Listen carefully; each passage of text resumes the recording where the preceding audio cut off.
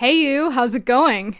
I was kind of hesitant to make this video, not gonna lie. I almost didn't make it, but I had a lot of notes and I'm like, if I don't share this with somebody, who am I gonna share this with? So yeah, yesterday Netflix dropped season 1 of the live action adaptation of Avatar: The Last Airbender, and I got to watch it. I canceled all of my plans, well, except I had like one minor thing, but that's irrelevant. The entire day was dedicated to finishing season 1. But yeah, this is my review of season 1 of Netflix's Avatar: The Last Airbender. So this review will contain spoilers, and if you haven't seen season 1 of it, you can pause and come back later. It's okay, I'm not going anywhere. And yeah, go watch that and then come back. Or maybe you don't care about spoilers that much. I don't know. It's up to you. But yeah, let's start with the positives, shall we? So of course, as I mentioned in the reactions to the teaser and the trailer, the characters actually looked like the characters. And not just look like them, they also sound like them too, which is crazy. Like, whoever was in charge of casting, give them a raise. One of my biggest expectations for this series was I was hoping for a more mature take on the animated series.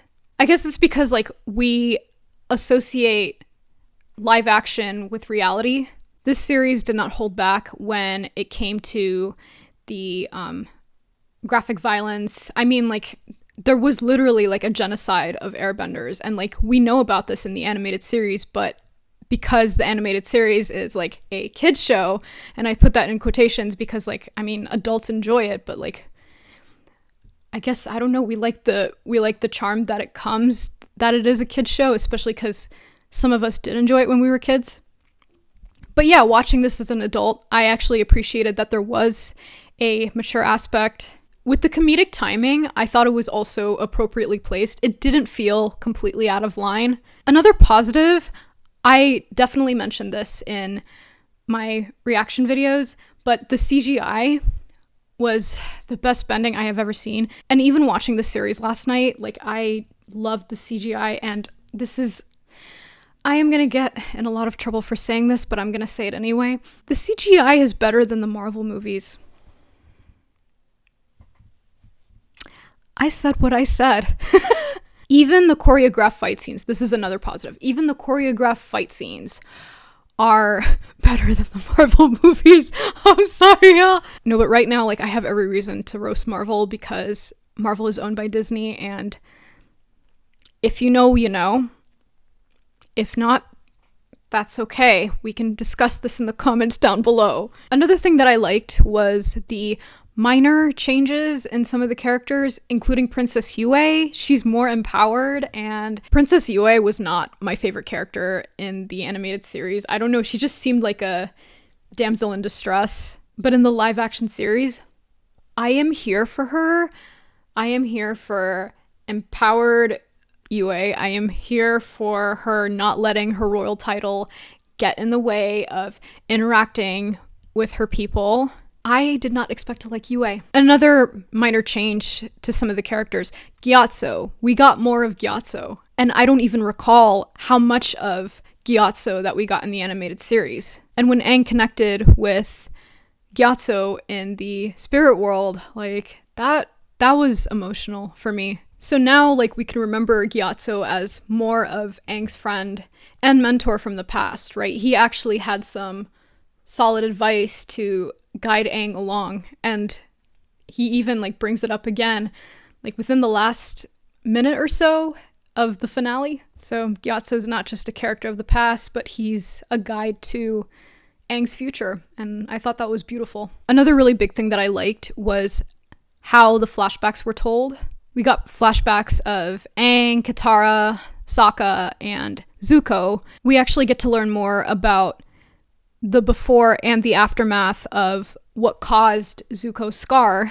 And we actually get to see, like, what was going through Aang's mind when he learned that he was going to be the Avatar. And yeah, because I was wondering, like at what point did he leave before the war started? And the sad thing was, he left right as the Fire Nation attacked the air nomads. So the flashbacks are definitely helpful if you're trying to understand some characters and, like, the motives that they have behind why they do what they do, especially because, I mean, we know how Zuko makes capturing the Avatar his entire personality. And then I have one more positives before we switch to the neutrals. The little jokes from the animated series, especially my favorite one. My cabbages! Especially the end of the episode with Boomy. Oh, that was just like the absolute icing on the cake. And fun fact, the actor who voiced the cabbage merchant in the animated series is in the live action version, and it's just so awesome. I love that little Easter egg. All right, now let's go on to the neutrals. And this is where I have mixed feelings, and I'm pretty sure a lot of us have mixed feelings. Okay, mixed feelings leaning towards positive, but this is just my take. I know this is controversial, but I actually don't mind that Sokka doesn't start off as a sexist character. And I know people were like, oh, but that's what drives his character development. I think we will see some more creative ways as to how Sokka is going to grow in the series, especially because like one of the things he struggles with is becoming a leader and, you know, proving to his father that like, you know, he knows how to fight back and things like that. And also when he was with Sai, he realized he wanted to be an engineer. So I want to look into that more in season 2. I hope we get more of that. But yeah, going back to the sexism, instead we actually see Master Paku, which I think makes more sense given the generational difference. But yeah, I consider this a neutral point because like, I don't know if I call this a positive quality, you know, because as an original fan of the show, like I understand like how we're all feeling about that minor change to Sokka, but it kind of makes sense. I guess that was the only neutral point that I have. So, but I do got plenty of, I don't want to call it negatives, but we're just going to call them critical points. Okay. So on to the critical points, because I got a list of them and, ooh, I mean, that's not to take away from the show entirely, but it's just in case the writers are watching this, maybe this could be ways for them to improve should there be a season 2, which I hope there will be a season 2. First things first, I found the plot lines to be muddled and rushed. And some examples I can think of is, you know, when Suki took off her makeup, and I just thought it was too soon because like we know why like Suki takes off her makeup like later on in the series. And then in the episode with Boomy, Aang recognizes Boomy before they fight, which sort of defeats the purpose of that reveal. One of the qualms that I have is like there wasn't much to reveal, and I don't like that. Like I liked the element of surprise. And okay, I know like it is an adaptation, right? We've seen the original series, but like I loved the surprises that came with the animated series. The surprises were like one of the best parts of the animated series, and we hardly got that in the live action series. Sure, the series wasn't too dependent on its source material, but okay, this is maybe a neutral point, but I like that it wasn't a copy and paste of the original series, because that would have just made it predictable. And but either way, like with the lack of foreshadowing and the surprises, it just, I don't know. It's like what am I looking for? Another issue I have is that we don't really get to see Aang waterbend as much. He does not get to actually waterbend until the finale, and that's when he becomes in his avatar state, which doesn't make sense to me because I was hoping that the first season, you know, we would watch him grow as a waterbender, but instead it was only Katara that was improving in her waterbending, and we don't really see Aang train with her that, I mean, briefly it happens, but he doesn't do much. Another critical point I have is that with the plot lines being muddled and rushed, there was definitely gonna be plot holes. One example of a plot hole I can think of is when Zuko was presumably blown up, and I don't know, we're under the impression that Zuko died, but like, I mean, we know Zuko's not dead. Like, he probably escaped. And also, like, he's a crucial part of the entire story, right? But the thing I don't understand is, how did we go from Zuko being presumably dead, and then the next episode, he's managed to escape, and like, fast forward, he's talking with Uncle Iroh about his next plans. Like, that doesn't make sense. Like, how did we get from here to here? And then some other critical points I have is, I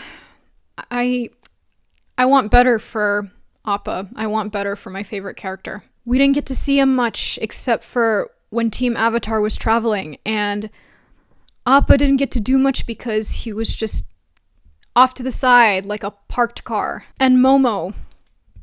Let's talk about Momo briefly. I wish we had more of Momo because he is literally the most important character in the show. Like, he is the reason why Team Avatar wins in the end. And if you don't believe me, okay, Boomy says so. But yeah, these are all the points that I have, and overall, I think there's definitely room for improvement, but this series is far better than the movie that came out that we don't talk about, like Bruno. Especially because, like, I really want a season 2. As a fan, I don't think you understand, like, why this would be such a win for us. We need to get a season 2. Okay, well, I think we need to get a season 2 because Toph. But yeah, I will say this, like, if you're a fan of the original series, I mean, it's understandable that you're going to have room for criticism, and you have every right to feel what you're feeling. The biggest thing for me was, okay, not to be dramatic, but I could feel my inner child healing as I was watching this series. Like, just a little bit, not entirely. Like, this is no substitute for therapy. In between episodes, when I would take breaks and grab something to eat, I would be practicing my bending around the kitchen. But yeah, little things like that, like, is healing to my inner child. I would not substitute this series for the animated one, but if you're looking for another perspective, then the Netflix adaptation would be preferred, not the film from 2010. Thomas Sanders literally made a Vine about this, and like, it's always so true. Like, I hate the M. Night Shyamalan movie so much. Like, I would rather this is gonna sound much. I would rather eat the food I am allergic to and eat the snow that is laying on the ground outside than watch it. I don't care if you pay me $1 million, I will not watch it.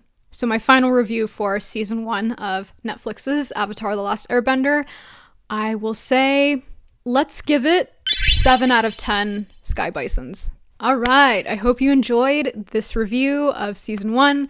And if you did, please give it a thumbs up and comment below your thoughts. Make sure you're subscribed to my channel if you haven't already, and don't forget to ring the bell so that you don't miss anything from me. I have been posting a little bit more lately, which is kind of great, and I hope I can keep on doing it, and I hope you will be around when I do. And yeah, I hope you have a great weekend, and I will see you in the next one. Bye, guys.